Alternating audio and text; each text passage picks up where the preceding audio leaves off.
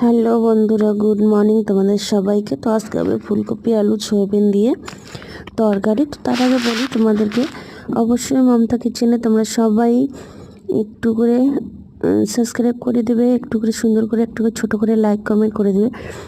তো আমি দেখো ফুলকপি ভাজা চড়িয়ে দিয়েছি, ভাজাও হয়ে গেছে, নামিয়ে নেব। তারপরে আমি এখানে তার আগে আমি আলুটাও ভেজে নিয়েছি।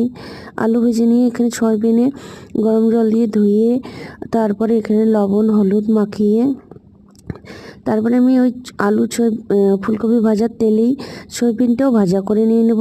তার আগে তোমাদেরকে আবারও বলছি, সুন্দর করে একটা লাইক কমেন্ট করে দিবে, যাতে আমি তোমাদের ভালোবাসায় এগিয়ে যেতে পারি।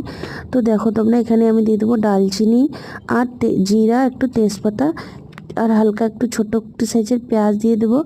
তার সঙ্গে এখানে আমি অন্য কিছু কিন্তু মশলা ব্যবহার করছি না। তো এখানে কাঁচা লঙ্কা, আদা, জিরা আর পেঁয়াজ ওটার পেস্ট সঙ্গে দিয়েছি, হলুদ আর একটু লাল লঙ্কার গুঁড়ো হালকা একটু। তো এটা দিয়ে আমি ভালো করে কষিয়ে নাড়িয়ে চাড়িয়ে নিয়ে এবার আমি দিয়ে দেবো ভেজে রাখা আলু ফুলকপিগুলো। তো এটা দেওয়ার পরে আমি কিন্তু এখানে সবার প্রথমে লবণ অ্যাড করব। তো লবণ যেহেতু আমি সবজিতে প্রথমে দেইনি, তার জন্য আমি লবণটা অ্যাড করে দিলাম। লবণ অ্যাড করার পরে আমি কিন্তু এটা ভাজা ভাজা হয়ে গেছে, আমি জল দেবো একটু হালকা সিদ্ধ হওয়ার জন্য এটা যেহেতু।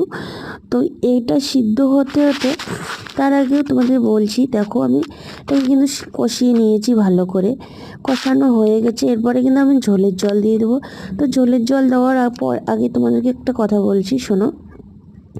তো সয়াবিন দিয়ে দিই, তার আগে একটা কথা বলি তোমাদেরকে, ভিডিওটা অবশ্যই তোমরা সাবস্ক্রাইব করবে, ফলো করে দেবে।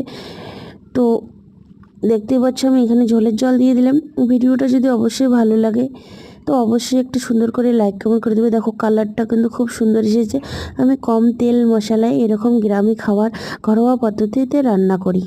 টাটা।